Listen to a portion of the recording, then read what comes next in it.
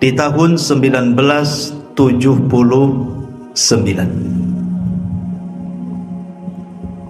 Tentu kita masih kecil ya, si anak-anak.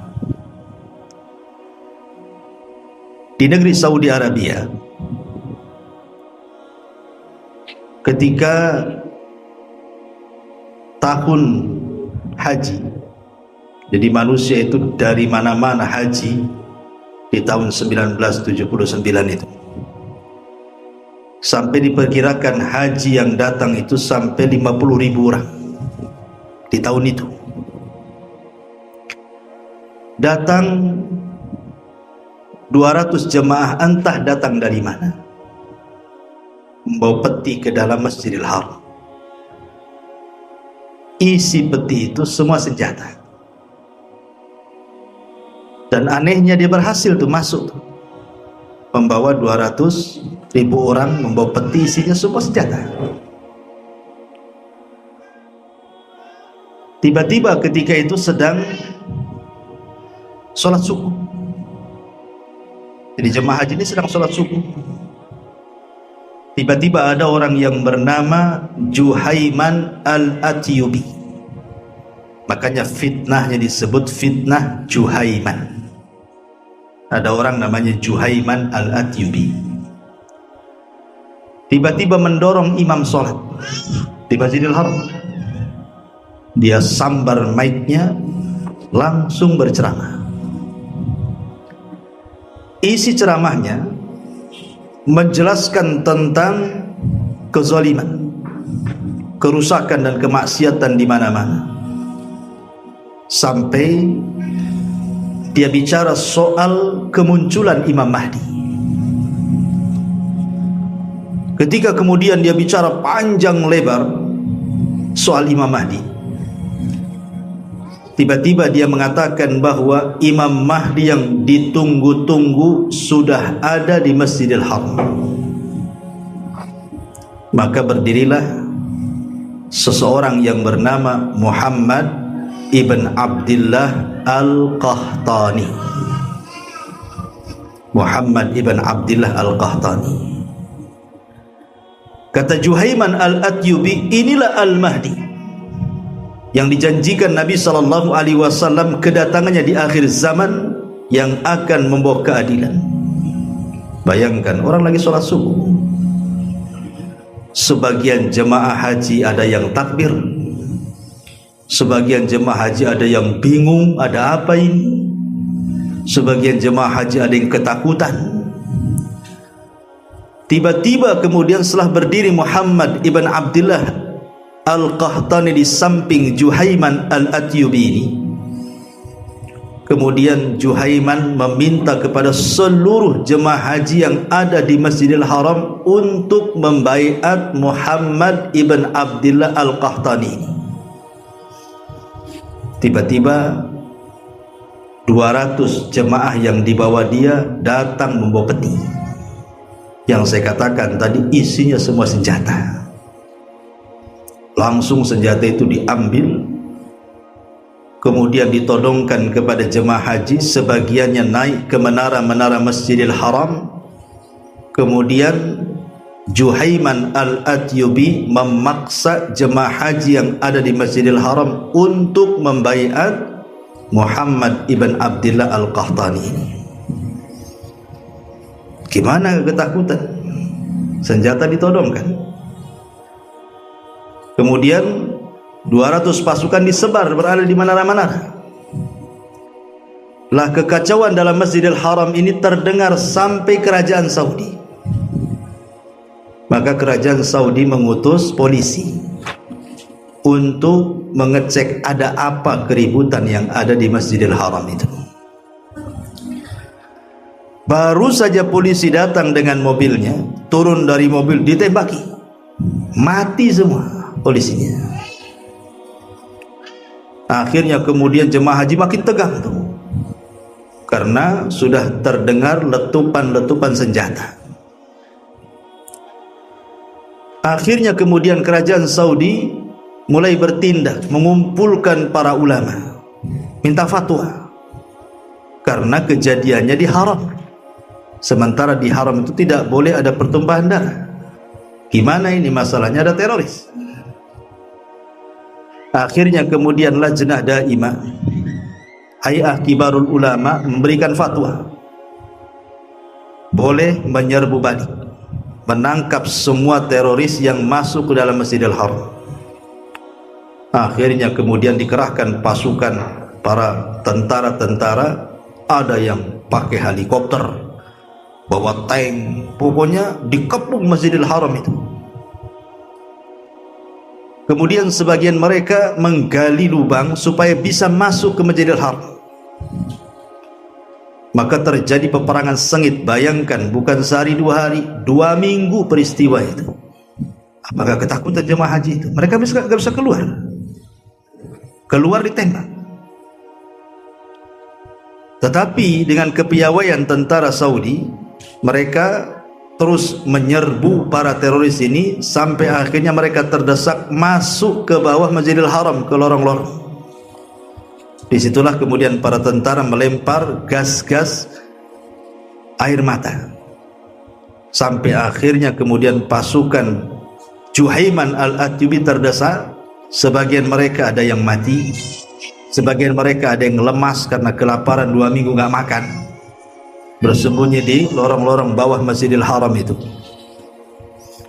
Akhirnya kerajaan Saudi berhasil menangkap sisa-sisa pasukan dari 200 pasukan itu.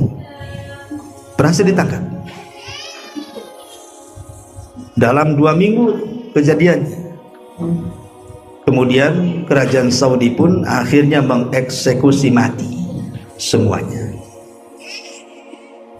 Lihat, ini kejadian baru tahun 1979. Banyak yang mati jemaah haji di situ, banyak yang terluka. Akibat apa? Akibat mengaku Al-Mahdi, padahal Nabi Al-Mahdi palsu. Ya, ini terjadi di Saudi. Bayangkan loh, di negeri tauhid terjadi seperti ini. Pengklaman bahwa Muhammad ibn Abdullah Al-Qahtani ini adalah Al-Mahdi, padahal dia adalah settingan dari Juhaiman al-Atyubi yang dulunya bekas tentara Saudi, kemudian keluar bergabung dengan pihak oposisi yang selalu menjelek-jelekan Saudi Arabia, kemudian membuat isu dan mengkader Muhammad ibn Abdullah Al-Qahtani supaya mau dianggap menjadi Al-Mahdi. Tapi berakhir mereka mati semua, dieksekusi. Terjadi pada tahun 1979. Ma'asyiral muslimin wal muslimat rahimani wa rahimakumullah. Kemudian kalau kita lihat lagi sejarah, dahulu ada orang namanya Ubaidillah Al-Qaddah. Siapa Ubaidillah Al-Qaddah? Ubaidillah Al-Qaddah ini ngaku Imam Mahdi juga tuh. Bayangkan, dia bawa pasukan dari Bahrain, pasukan besar, berpura-pura menjadi jemaah haji. Ketika mereka kemudian membuka kain ihramnya, rupanya semua bawa senjata. Dibantainya semua jemaah haji, bahkan sumur Zam-Zam dikubur dengan jasad manusia sama pasukan Ubaidillah Al-Qaddah ini yang ngakunya Imam Mahdi. Sampai yang berlindung di kiswah-kiswah Ka'bah nggak selamat. Darah di mana-mana, orang mati bergelimpangan di mana-mana, sampai dicungkilnya Hajar Aswad. Hajar Aswad dicungkil, kemudian dicopot dari tempatnya, dibawa ke Bahrain sana. 2 tahun Hajar Aswad hilang, dibawa oleh Ubaidillah Al-Qaddah dengan pasukannya dari Syiah Qaramithah. Dia madhabnya Syiah Qaramithah. 20 tahun, bukan 2 tahun. Hajar Aswad hilang 20 tahun, bayangkan. dibawa ke Bahrain sana. Tetapi Allah Subhanahu wa taala tidak membiarkan kezaliman. Setelah Hajar Aswad dicungkil dari tempatnya dibawa ke Bahrain, banyak bala musibah yang ada di Bahrain. Akhirnya dibalikin lagi. Kemudian diletakkan kembali Hajar Aswad di tempatnya. Lihat, mengaku Imam Mahdi membunuh ribuan jemaah haji.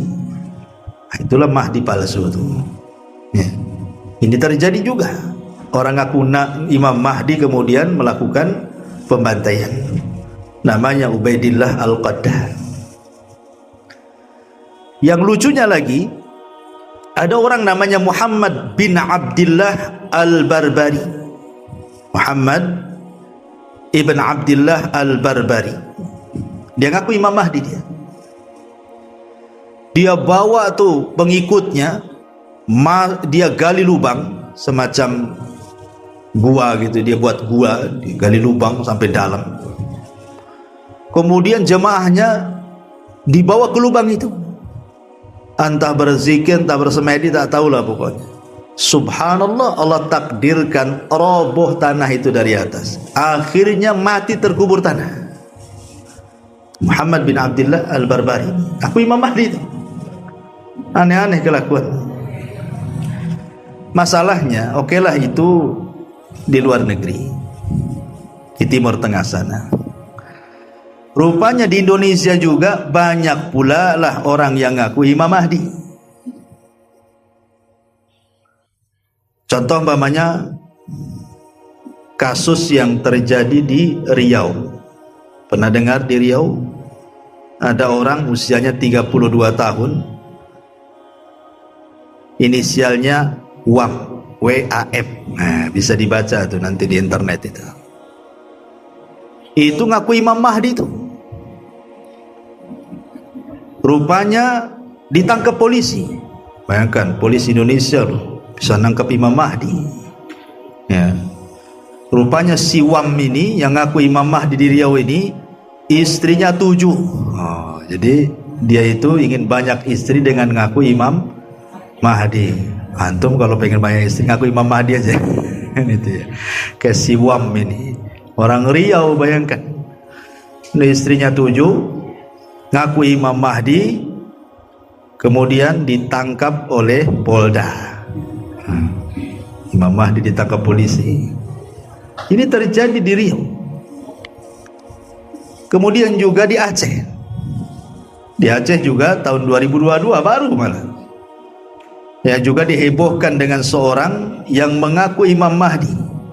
Subhanallah. Dia membuat pengumuman di pengajian rutinnya itu bahwa dia adalah Imam Mahdi. Lagi-lagi ditangkap, kemudian diinterogasi. Kemudian di Serang. Di Serang ada juga orang ngaku Imam Mahdi. Namanya Muhammad Latif. Itu juga heboh juga dia ngaku Imam Mahdi itu. Bahkan di Depok juga ada tahun 2019 itu.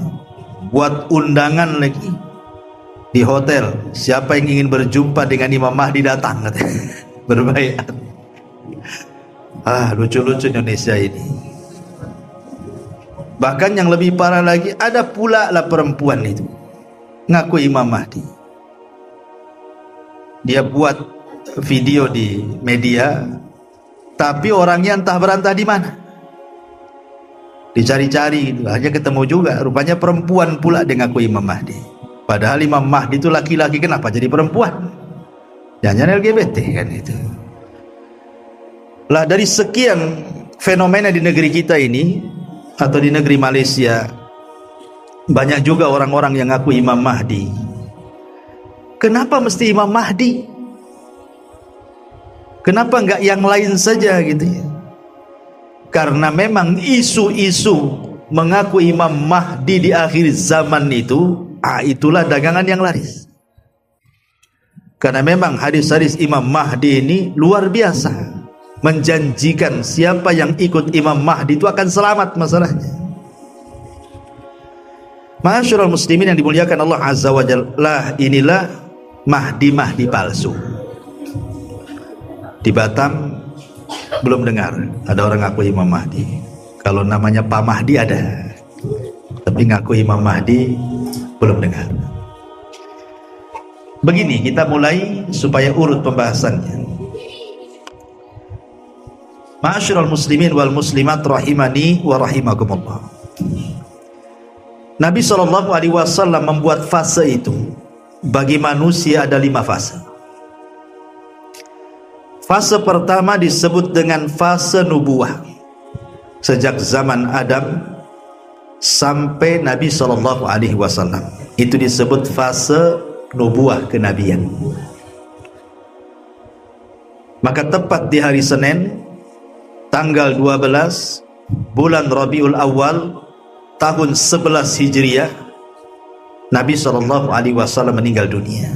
Maka berakhirlah fase kenabian.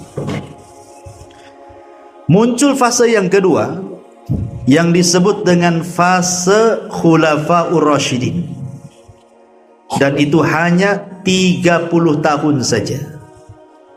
Dimulai daripada Abu Bakar, kemudian Umar, kemudian Utsman, kemudian Ali, dan ditutup oleh putra Ali, Hasan ibnu Ali, yang hanya berkuasa 6 bulan lebih saja.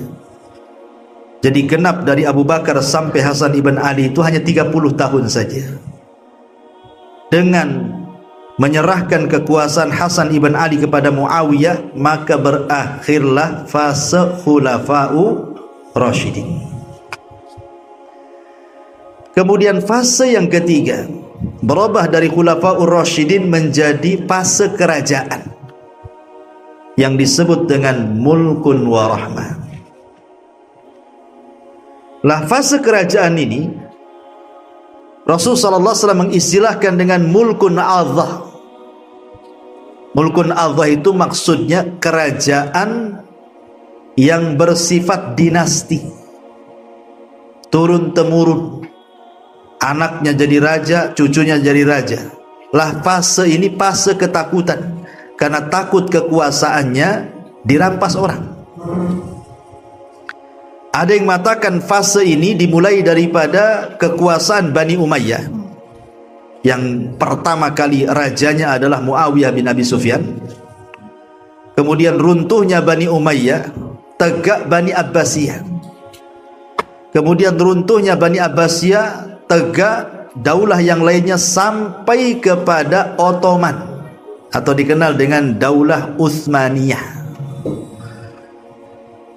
Maka dengan runtuhnya Ottoman, kalau tidak salah tahun 1924, Ottoman jatuh. Maka berakhirlah fase ketiga yang disebut mulkun adham, kerajaan dinasti. Maka setelah kemudian Turki Utsmani ini runtuh, masuklah fase yang keempat yang disebut dengan mulkun jabriyah, kerajaan penuh dengan kezaliman. Kerajaan, kalau sebelumnya kan diktator, tetapi kalau mulkun jabriyah ini kerajaan penuh dengan kezaliman, kemaksiatan menyebar di mana-mana. Kita ini berada di fase yang keempat ini, di mana kemaksiatan di mana-mana, perzinahan, pembunuhan, minum khamar, syiriknya, bid'ahnya, macam-macam, semua ada. Itu disebut kerajaan yang penuh dengan kezaliman di mana-mana. Lah kita hidup di fase ini. Tetapi Allah Subhanahu wa taala tentu tidak mungkin membiarkan kezaliman selamanya. Akan ada masa-masa kezaliman itu lenyap. Akan ada masa-masa kemaksiatan itu lenyap di permukaan bumi. Tidak ada lagi raja-raja diktator, tidak ada lagi raja-raja yang zalim. Kapan itu? Ketika masuk fase yang kelima yang disebut dengan fase kembali kepada minhaj an-nubuwah. Kapan itu? Ketika munculnya Al-Imam Al-Mahdi. Ini nanti balik lagi ke masa Nabi. Tidak ada lagi kezaliman, tidak ada lagi maksiat, semua dilenyapkan di permukaan bumi. dengan adanya Imam Mahdil Muntadhar ini. Ma'asyiral muslimin yang dimuliakan Allah Subhanahu wa taala. Siapa Imam Mahdi ini? Kalau kita melihat hadis Nabi sallallahu alaihi wasallam yang dikeluarkan Imam Abi Dawud dalam Sahih Al-Jami' As-Saghir dan disahihkan oleh Syekh Nasiruddin Al-Albani rahimahullahu taala, kata Rasul, "Lau lam yabqa minad dunya illa yaumun la tawwalallahu dzalikal yaum hatta yab'atsa rajulan min ahli yuwati wa ismahu ismi wasma abihi isma abi yamla'ul arda qistan wa adlan kama muliat zulman wa jawran." Kata Nabi sallallahu alaihi wasallam, andai dunia ini tinggal satu hari, anggaplah dunia ini tinggal satu hari, besoknya kiamat. Kalau seandainya dunia ini tinggal satu hari lagi, pasti Allah Subhanahu wa ta'ala akan memanjangkan hari itu sampai diutus seorang laki-laki dariku atau dari keturunanku, namanya sama dengan namaku dan nama ayahnya sama dengan nama ayahku, Muhammad ibn Abdullah. Dia akan memenuhi bumi dengan kebijakan, dengan keadilan, sebagaimana bumi telah dipenuhi dengan kesewenang-wenangan dan kezaliman sebelumnya. Dari sini kita tahu bahwa Imam Mahdi ini adalah keturunan Nabi. Jalur keturunan Nabi itu kan ada dua. Pertama dari Hasan ibnu Ali, yang kedua dari Husain ibnu Ali. Yang mana satu?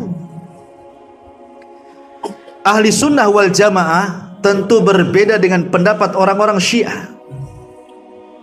Ahli sunnah wal jamaah meyakini bahwa Al-Mahdi yang ditunggu-tunggu kemunculannya di akhir zaman itu adalah keturunan Hasan ibnu Ali. Sementara orang-orang Syiah Rafidah, Syiah Iran, dan Syiah yang lainnya, mereka menganggap bahwa Imam Mahdi itu keturunan Husain ibnu Ali. Itulah bedanya kita dengan Syiah. Bedanya Mahdi ahli sunnah dengan Mahdinya orang-orang Syiah. Kalau ahli sunnah, Imam Mahdinya keturunan Hasan. Kalau orang Syiah, Imam Mahdinya keturunan Husain. Baik, kita akan bongkar sedikit. Kenapa ahli sunnah wal jamaah mengatakan bahwa Al-Mahdi yang akan turun di akhir zaman itu adalah keturunan daripada Hasan? Begini, Hasan ibnu Ali radhiyallahu an, saat dia menjabat menjadi Khalifatur Rashidah, nggak usah pakai mic lah, kedengaran nggak? Kedengaran? Boleh. Kalau nggak kedengaran, saya tinggikan lagi volumenya. Jadi saat Hasan ibnu Ali ini berkuasa setelah ayahnya Ali bin Abi Thalib radhiyallahu an, Ali bin Abi Thalib meninggal karena ditusuk oleh seorang yang bernama Abdurrahman ibnu Mulzam. Abdurrahman ibn Mulzam ini seorang khawarij, hafal Quran, dan bacaan Qurannya sangat merdu dan luar biasa. Tetapi penghafal Quran, pembunuh Khulafaur Rasyidin. Ali ditusuk oleh penghafal Quran, Abdurrahman ibn Mulzam, saat hendak sholat subuh. Ketika Ali radhiyallahu an meninggal, maka sepakat kepemimpinan ayahnya digantikan oleh anak tertuanya, namanya Hasan ibnu Ali. Tapi tidak lama, hanya 6 bulan saja, 6 bulan sekian. Lah di zaman ayahnya Ali bin Abi Thalib itu terjadi peperangan. Makanya kalau kita bercerita biografi Abu Bakar, Umar, Utsman, berbeda dengan biografi Ali. Kalau Abu Bakar itu alur ceritanya enak gitu, Umar juga enak, Utsman enak, Ali ndak enak. Karena kalau cerita Ali ini ceritanya perang saja, dari awal sampai akhir. Perang saudara, dimulai dari perang Siffin, kemudian perang Jamal, perang Nahrawan, perang saja, sampai Ali pun ditusuk, mati syahid. Lah ketika itu Ali berseteru dengan Muawiyah bin Abi Sufyan, dengan tentara Syam dan tentara Madinah berseteru untuk perang. Jadi ketika Hasan bin Ali berkuasa itu, kononnya kaum muslimin berharap bahwa Hasan itu menempuh jalur bapaknya, tetap mempertahankan kekuasaan, memaksa Muawiyah untuk berbaiat. Tapi rupanya Hasan ini lembut. Dia tidak mau berkuasa kalau terus terjadi peperangan. Akhirnya dia ngalah. Dia hanya 6 bulan berkuasa, kemudian kekuasaannya diserahkan kepada Muawiyah. Kau saja yang jadi raja, aku jadi rakyatnya. Maka dengan kebesaran hati Hasan ibn Ali menyerahkan kekuasaan kepada Muawiyah, maka tidak ada lagi peperangan. Lah tahun penyerahan kekuasaan itu disebut Amul Jamaah namanya. Tahun kebangkitan dan persatuan. Nggak ada lagi perang. Persis seperti sabda Rasul, bahwa di antara cucuku ini akan mendamaikan 2 pasukan yang akan berperang. Rupanya yang dimaksud sabda Rasul adalah Hasan. Lah karena Hasan besar hati, sudah menyerahkan kekuasaannya, padahal dia di puncak kekuasaan. Di zaman sekarang kalau sudah jadi penguasa, kemudian mau pensiun, oh nggak bisa. Kalau bisa tambah periodenya, kan begitu. Kekuasaan itu kan pasti dia akan susah turunnya.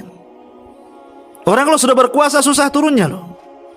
Bagaimana caranya kemudian dia akan mempertahankan dinastinya, kan begitu. Karena kekuasaan itu fitnah masalahnya. Lah Hasan bin Ali ini di puncak kekuasaan, dia pemimpin kaum muslimin. Tapi demi supaya jangan ada pertumpahan darah, dia serahkan loh kekuasaannya. Kau aja jadi pemimpin, biar aku jadi rakyat. Bahasanya, jangan pilih saya, pilih dia. Kalau sekarang pilih saya, jangan dia. Nah, gitu. Sekarang kan itu ya. Sewa bazar lagi ya. Jadi karena di puncak karirnya Hasan menyerahkan kekuasaan itulah, maka ada istilah al-jaza min jinsil amal. Namanya sebuah balasan itu ditentukan karena amalannya. Karena Hasan sudah menyerahkan kekuasaannya kepada Muawiyah, nanti Allah akan balas. Nanti di akhir zaman, anak turunnya Hasan ini kelak akan memegang kekuasaan. Ya sekarang kakek buyutnya menyerahkan kepada Muawiyah, tapi nanti cucunya kekuasaan akan balik lagi ke keluarga Hasan. Disitulah muncul seorang laki-laki namanya Muhammad ibn Abdullah al-Hasani al-Alawi al-Mahdil Muntadhar. Inilah alasan kenapa ahli sunnah mengatakan bahwa Imam Mahdi itu keturunan Hasan. Adapun versinya orang Syiah berbeda. Oh bukan, Imam Mahdi bukan turunan Hasan, tapi turunan Husain. Ya. Karena orang Syiah itu menganggap, di antara keyakinan mereka itu, mereka meyakini di antara turunan Ali dari jalur Husain itu ada 12 imam yang perkataannya sama dengan Nabi Maksum. Perkataannya sama dengan sabda Nabi. Lah imam 12 yang diagungkan orang Syiah itu ditutup ke-12-nya namanya Muhammad Hasan al-Ashkari. Muhammad Hasan al-Ashkari inilah yang diklaim orang-orang Syiah sebagai Imam Mahdi yang akan muncul di akhir zaman. Konon waktu bayi, Muhammad Hasan al-Ash'ari ini karena takut dibunuh, akhirnya disembunyikan di sebuah gua di Irak. Nama guanya Sirdab. Disitulah bayi mungil Muhammad Hasan al-Ash'ari disembunyikan, kemudian ditutup guanya. Kemudian mereka meyakini bahwa bayi itu akan dirawat malaikat.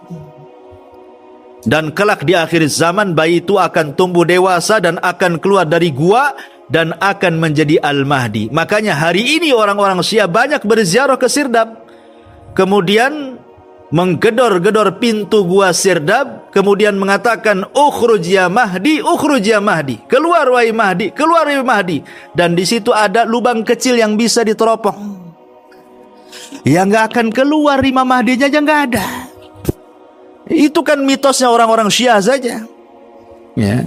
Mereka mengklaim bahwa Syiah itu mengklaim Imam Mahdi itu adalah Muhammad Hasan Al-Ashqari yang konon sembunyi di Sirdab, di gua di Irak sana. Nah, ini angan-angan mereka. Pertama, namanya saja sudah Muhammad ibn Hasan. Sementara Rasul mengatakan Imam Mahdi itu namanya sama dengan namaku dan nama bapaknya sama dengan nama bapakku, artinya Muhammad ibn Abdillah. Kenapa jadi Muhammad ibn Hasan Al-Ashqari? Ya kan? Dari segi nama saja sudah berbeda, apalagi dibumbui dengan cerita-cerita khurafat. Dari sini kita tahu Imam Mahdi ahli sunnah keturunan Hasan ibnu Ali.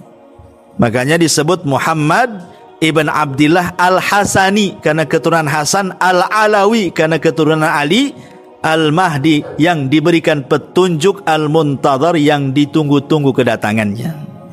Ya. Ma'asyiral muslimin wal muslimat rahimani wa rahimakumullah.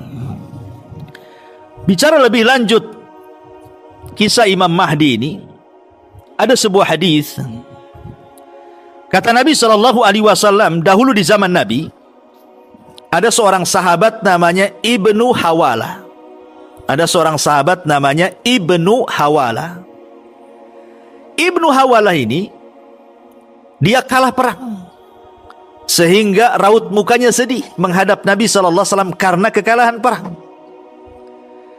Kemudian Nabi SAW langsung memegang rambutnya, kepalanya Ibnu Hawala itu. Kemudian kata Nabi SAW, ya Ibnu Hawala, idza ra'aital khilafata qad nazalatil ardal muqaddasata faqad danatiz zalazil wal balaya wal umurul idham was sa'atu yawma idin aqrab minan nas min yadi hadihi min ra'sik. Kata Rasul, wahai Ibnu Hawala, kalau engkau sudah melihat kekhilafahan muncul di negeri yang disucikan Baitul Maqdis di Palestina sana, maka sudah akan dekat banyaknya gempa, banyaknya musibah, banyaknya perkara-perkara besar, dan ketika itu kiamat lebih dekat dari manusia daripada tanganku di atas kepalamu ini. Artinya nanti di akhir zaman pusat kekuasaan kaum muslimin berada di mana? Di Palestina, di Baitul Maqdis. Makanya Nabi SAW menguatkan hadis ini dengan hadis Imranu Baitul Maqdis kharabu Yathrib. Ketika Baitul Maqdis menjadi kekuatan kaum muslimin, maka robohlah kota Madinah. Bukan roboh kota Madinah maksudnya hancur, tidak. Dan sekarang Madinah masih bagus ekonominya, orang-orang baik pun banyak di sana. Ya, karena ada orang yang memprediksi ini Imam Mahdi keluar 2024 katanya. Enggak, masih lama. Ya, karena tanda-tandanya juga masih belum banyak muncul kemunculan Al-Mahdi ini. Prediksi-prediksi boleh, tetapi jangan sampai memastikan. Tidak boleh memastikan sesuatu perkara gaib itu, karena tidak ada yang tahu kecuali Allah masalahnya. Jangan sok memastikan nih tahun ini akan keluar Al-Mahdi. Ini nakuti orang namanya. Anda bukan sedang berdakwah, sedang nakut-nakuti orang. Ya. Kita yakin Imam Mahdi ada, kapan munculnya wallahu alam. Tunggu sajalah kan begitu. Ya.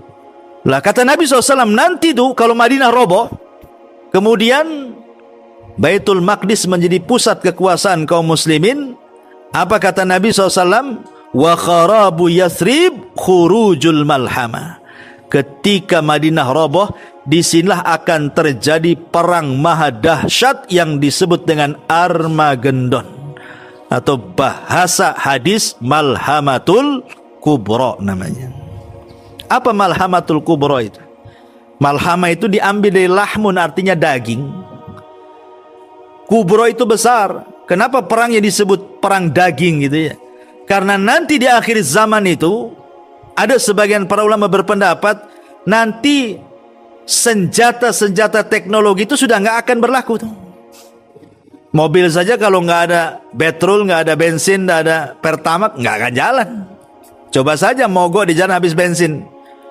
Lah ketika kemudian bahan-bahan bakar itu sudah mengering di bumi, untuk apa itu pesawat itu? Udah nggak bisa terbang lagi. Ya.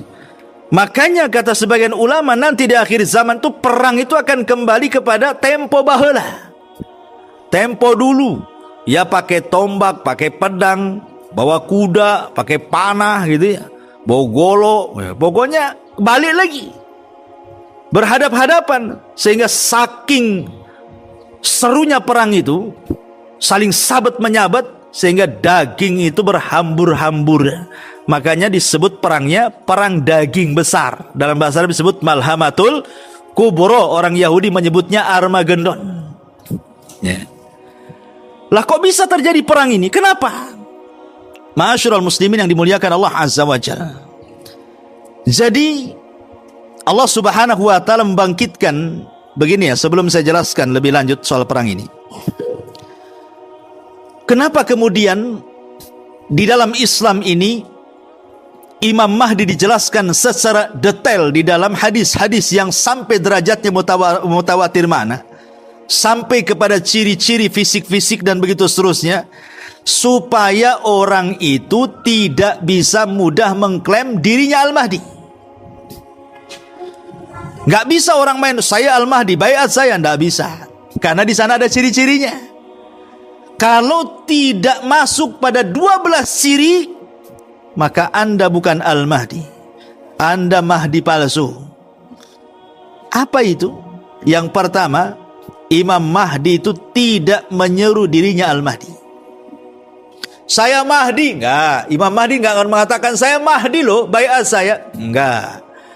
Itu Mahdinya orang Riau yang kayak gitu.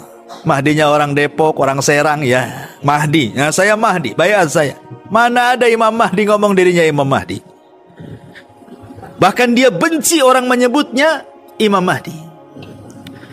Kemudian yang kedua, diperbaiki dalam satu malam. Bayangkan dalam satu malam itu Allah perbaiki dia. Yang tidak punya ilmu strategis perang tahu-tahu punya ilmu strategis itu.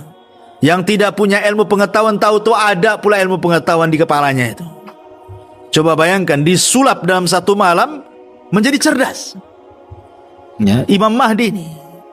Kemudian juga namanya harus nama yang disabdakan Rasul Muhammad Ibn Abdullah. Namanya sama dengan namaku, nama bapaknya sama dengan nama bapakku. Kok Imam Mahdi namanya Mukidi pula? Kan gak nyambung tuh. Ya. Kemudian juga fisiknya harus yang disifatkan Nabi. Seperti dahinya lebar, hidungnya mancung. Ini yang aku Mahdi pesek-pesek, ini mana ceritanya? Ya. Kan fisiknya juga jelas tuh, dahinya lebar gitu ya. Kemudian hidungnya mancung, ganteng lagi. Kemudian juga keluarnya saat ada khilaf antara anak-anak khalifah. Anak-anak khalifah yang mana satu wallahu alam. Karena ada yang memprediksi ini maksudnya anak-anaknya Raja Salman katanya. Ini kalau Salman meninggal katanya, wah itu nanti akan rebutan kekuasaan. Nah di situ Imam Mahdi muncul. Nah sekarang Raja Salman udah sakit-sakitan tuh, udah mau meninggal kan itu ya. Ini tidak bisa juga memprediksi-prediksi. Ya. Karena Nabi SAW tidak menyebutkan maksudnya anak khalifah ini khalifah siapa kan itu. Tidak bisa juga kita main prediksi-prediksi. Nanti kalau pas Raja Salman meninggal tak ada pula Imam Mahdi, meleset lagi prediksinya. Apa gak malu? Nanti buat prediksi lagi. Sampai kapan tuh main prediksi-prediksi gitu? Perkara gaib lo gak bisa diprediksi. Perkara gaib itu cukup diimani, selesai.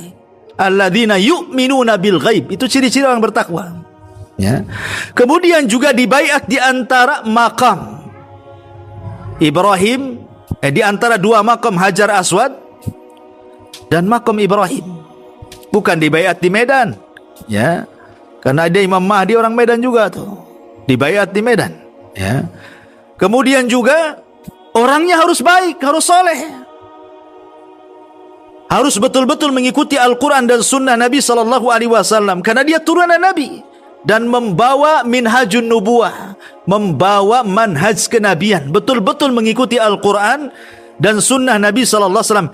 Dan inilah ciri-ciri yang paling jelas. Ini nih, ciri-ciri yang paling jelas adalah terjadi gempa di Baidah. Jadi ketika Imam Mahdi dibaiat di antara dua makam itu, dua rukun, Hajar Aswad dan makam Ibrahim, ya, maka pembaiatan Imam Mahdi ini terdengar sampai Syam. Tiba-tiba ada orang-orang yang tidak setuju orang Syam ini, bawa pasukan besar dari Syam menuju Mekah, ingin membunuh Imam Mahdi yang baru saja dibaiat. Entah siapa pasukan dari Syam, apakah orang Syiah, wallahu alam. Yang jelas ada pasukan yang tidak setuju dengan pembaiatan itu.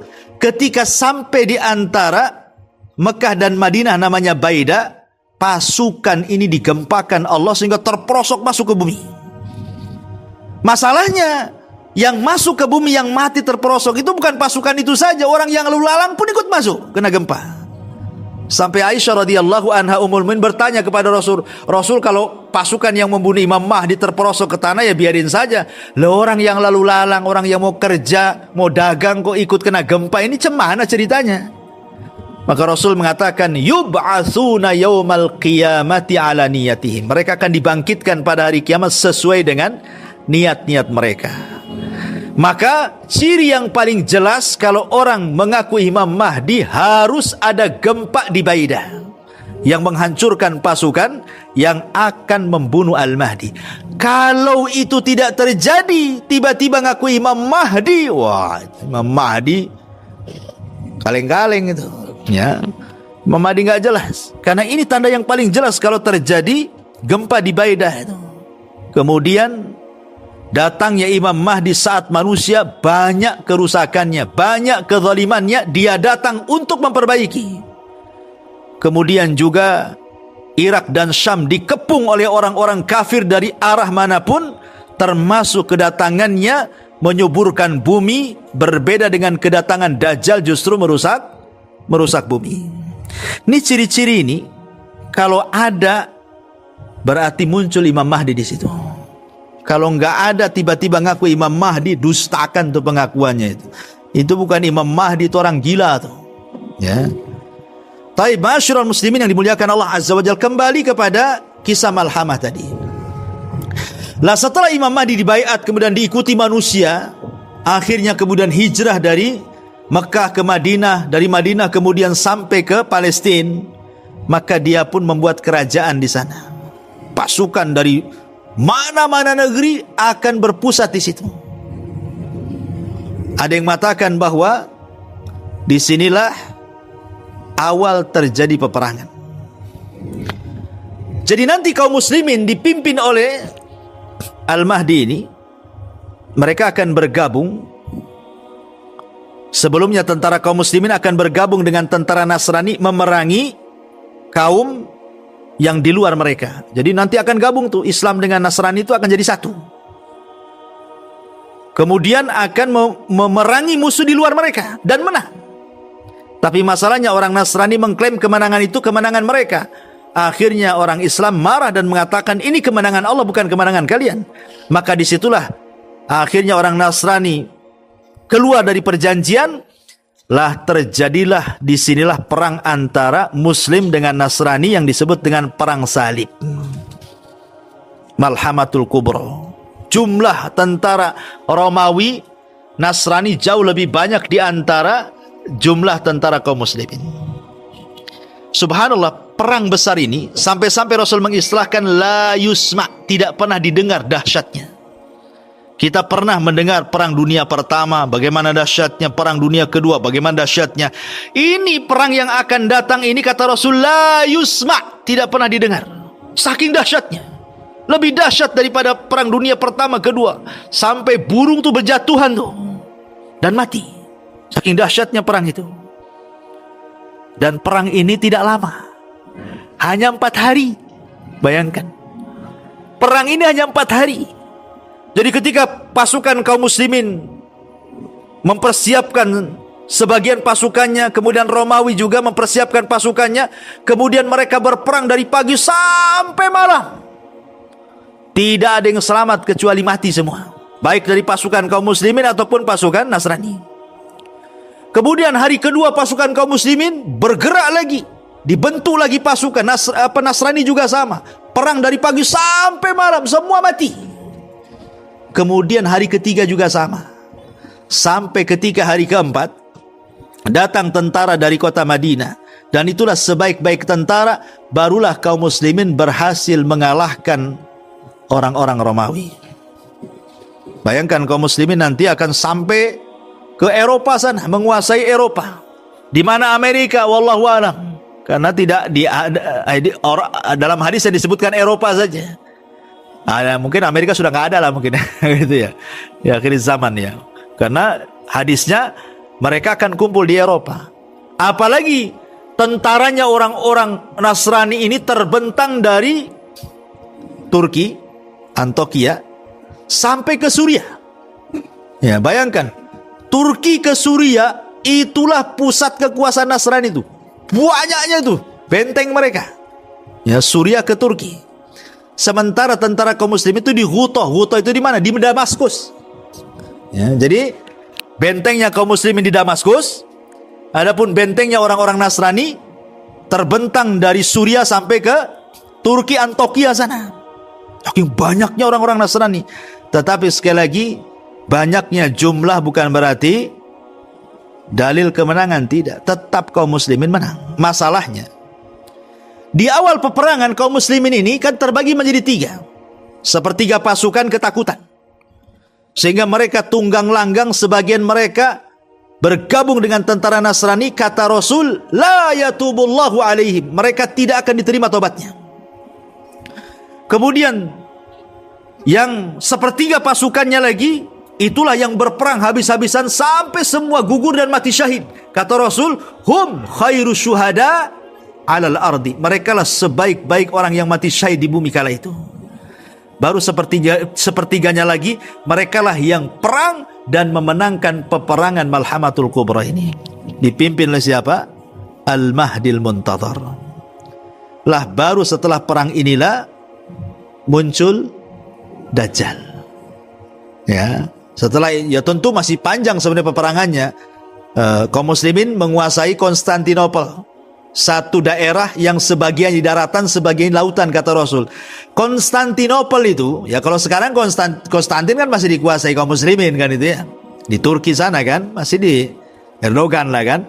Ya di akhir zaman justru itu pusatnya orang-orang Nasrani itu. Nanti di akhir zaman. Tapi nanti Konstantin itu akan direbut lagi.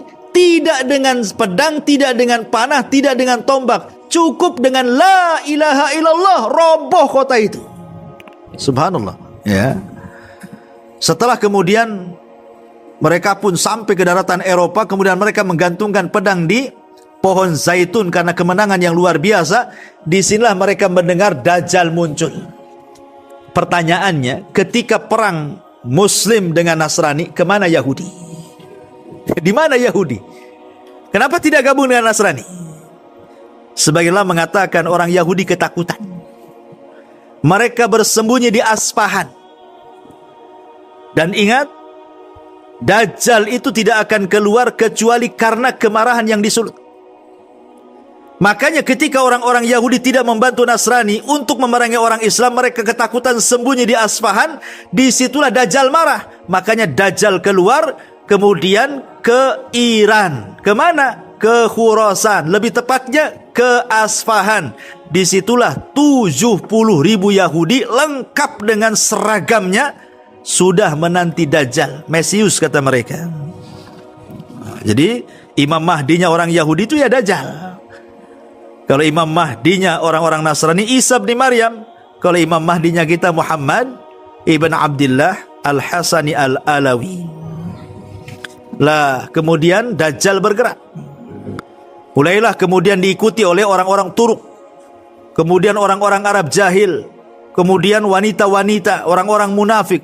Lambat laun pasukan Dajjal banyak berperang melawan pasukan Imam Mahdi. Imam Mahdi kewalahan, tidak bisa. Makanya Allah katakan bersembunyilah kalian di Bukit Tur katanya. Maka kaum muslimin bersembunyi di Bukit Tur karena tidak bisa melawan Dajjal. Masalahnya mereka dikepung. Akhirnya kelaparan sampai Rasul mengatakan kalau ada kepala kerbau itu lebih baik dibandingkan emas dan perak. Karena saat itulah yang dibutuhkan, mereka lapar. Sampai satu hari tidak mungkinlah mereka kelaparan kemudian mati karena tidak makan. Sehingga sebagian kaum muslimin harus punya sikap. Ini kalau kita terus di atas bukit, dikepung oleh tentara Dajjal, kemudian kita mati kelaparan di sini, ini mati apa?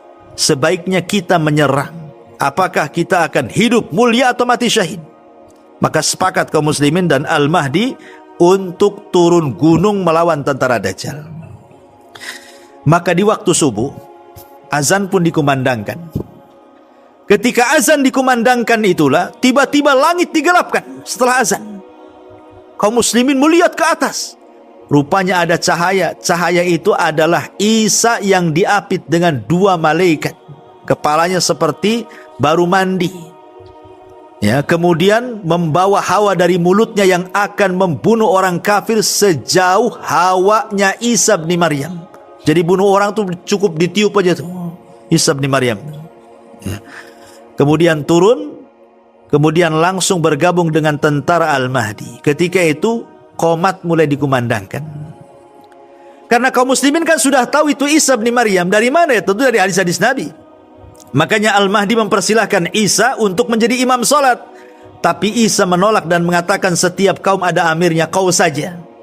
Akhirnya Isa pun tidak menjadi imam dan menjadi makmum untuk menunjukkan bahwa kedatangan Isa atau turunnya Isa bin Maryam bukan dalam rangka menyebarkan syariatnya, tetapi dalam rangka mengikuti syariat Nabi Muhammad sallallahu alaihi wasallam. Maka jadi makmum dia. Dan turunnya Isa ini menjadi bantahan satu kepada orang Yahudi yang mengklaim sudah membunuh Isa, menyalib Isa. Maka Al-Quran katakan Isa tidak dibunuh, Isa tidak disalib, bahkan Isa diserupakan. Buktinya Isa masih hidup, diangkat ke langit. Ini Isa masih hidup nih. Berarti dustalah pengklaiman orang Yahudi. Yang kedua, membantah orang Nasrani yang menuhankan Isa. Isa itu satu di antara 3 Tuhan. Isa itu anak Tuhan. Isa itu Tuhan itu sendiri. Buktinya Isa sholat di belakang Imam Mahdi. Masa Tuhan jadi makmum? Ya, Tuhan itu yang disembah, bukan jadi makmum. Itu juga bantahan kepada orang-orang Nasrani dan bantahan kepada orang-orang yang mengingkari kedatangannya. Lah, baru setelah itu Isa sholat subuh bersama kaum muslimin dipimpin Imam Mahdi. Setelah sholat itulah Isa membariskan semua pasukan. Setelah membariskan semua pasukan, maka Isa mengusap satu persatu pasukan itu. Kemudian menyebutkan derajat mereka di sorga. Kata ulama, berbahagialah orang-orang yang diusap mukanya oleh Isa bin Maryam, karena Isa tidak mengatakan kalian masuk sorga, tapi Isa menyebutkan tingkatan mereka di sorga. Kalau sudah menyebutkan tingkatan, ya sudah jelas-jelas masuk sorga lah, gitu. Ya, makanya tidak ada manusia yang paling bahagia melebihi orang-orang yang diusap mukanya oleh Isa bin Maryam. Kemudian Isa memberikan 3 pilihan kepada kaum muslimin. Aku berikan kalian 3 pilihan. Kalian tetap di sini. Tidak usah turun, tidak usah perang sama Dajjal. Aku akan berdoa kepada Allah supaya Allah menurunkan bencana besar, biar bencana itulah yang menghantam Dajjal dan pasukannya. Nanti dia akan mati dengan bencana itu. Yang kedua, atau aku akan berdoa kepada Allah supaya Allah membangkitkan pasukan perang yang kuat yang bukan kalian. Kalian di sini saja. Aku akan berdoa kepada Allah, mudah-mudahan ada pasukan yang dikirim Allah, biarlah pasukan itu yang akan menyerang Dajjal dan pasukannya. Atau yang ketiga, kita perang. Aku dan Al-Mahdi yang akan memimpin kalian. Dan aku akan berdoa kepada Allah, semua pasukan Dajjal tidak akan sanggup mengangkat pedang, kalian tinggal tebas saja lehernya. Enak mana tuh? Enak yang terakhir, tinggal tebas saja lehernya. Ya kan? Akhirnya kemudian mereka pun sepakat memilih yang terakhir. Turun gunung di pasukan ini. Dajjal tahu siapa Isa, ketakutan.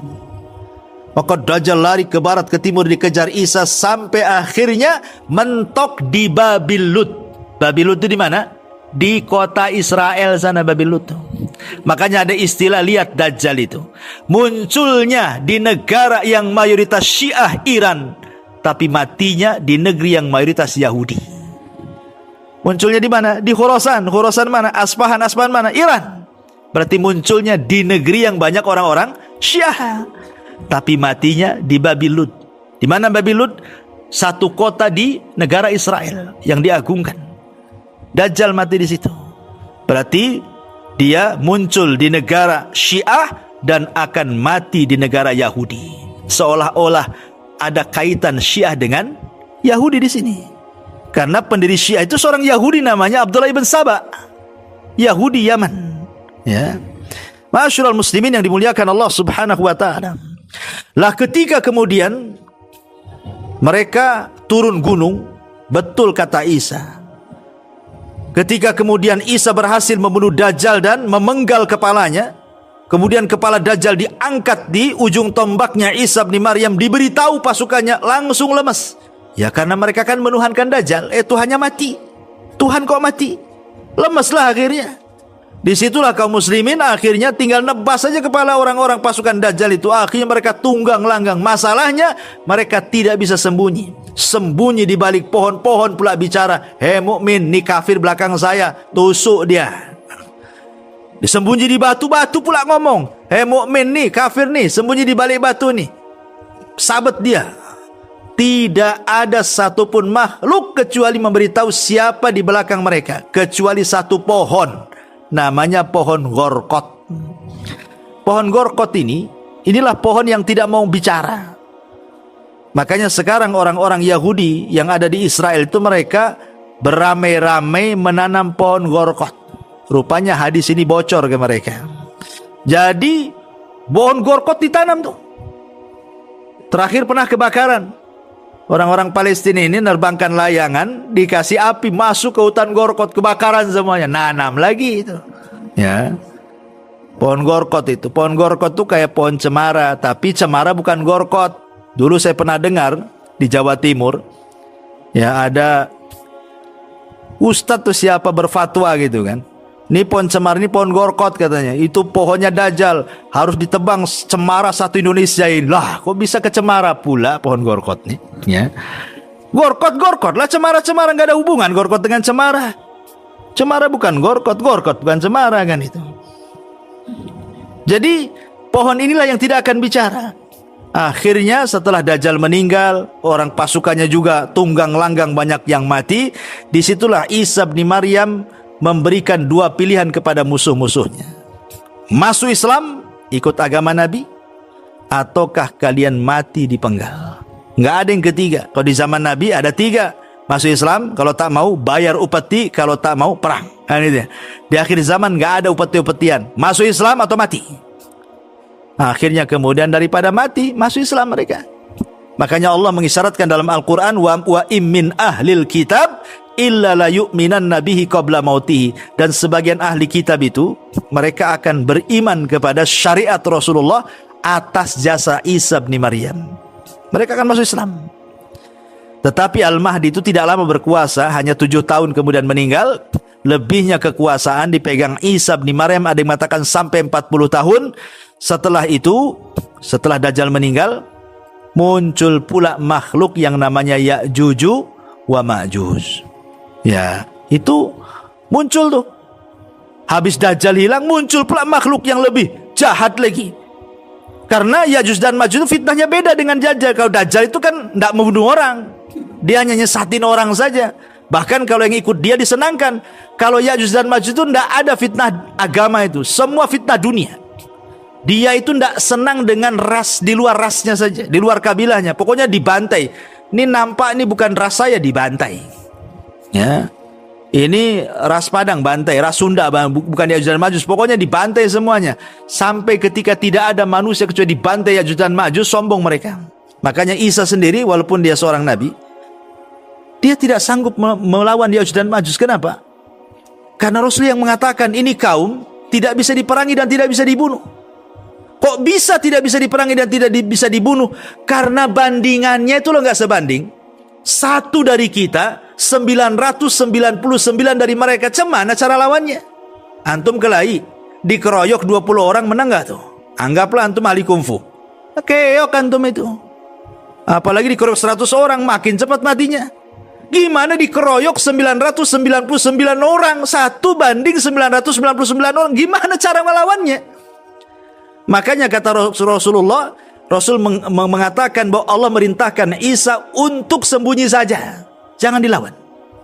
Makanya Isa dan pasukan kaum muslimin yang tersesat sembunyi. Kemudian Isa terus berdoa kepada Allah agar dikirimkan bencana kepada Ya'juj dan Ma'juj. Diturunkanlah wabah namanya Dud. Dud itu ulat. Ulat di mana-mana. Ulat itulah yang membunuh Ya'juj dan Ma'juj itu. Masuk dari tengkuknya, satu mati seperti matikan gardu listrik, mati semuanya. Bukan hari ini yang mati, besok ini, lusa ini, enggak. Satu mati semua. Itulah herannya. Ya, dalam hadis seperti itu. Baru setelah itu Ya'juj dan Ma'juj dibersihkan dengan burung-burung sebesar unta, dilempar jasadnya ke lautan tak berantah. Kemudian turun hujan membersihkan bumi sehingga bumi menjadi berkah, sampai Rasul mengatakan beruntunglah orang-orang yang hidup di saat Isa bin Maryam hidup. Sampai orang masuk ke cangkang pohon delima itu 10 orang muat. Jadi ada cangkangnya pohon delima, 10 orang masuk ke cangkangnya. Seperti apa buah delimanya tuh? Ya, kita buah delima dilep langsung gitu. Buah delima yang nelan kita pula kan gitu. Karena saking gedenya gitu ya. Jadi kembalikan kesuburannya ke zaman awal bumi diciptakan. Tapi Isa kemudian meninggal setelah 40 tahun dia meninggal. Apakah Isa menikah punya anak atau tidak? Wallah alam, masalah khilaf ulama.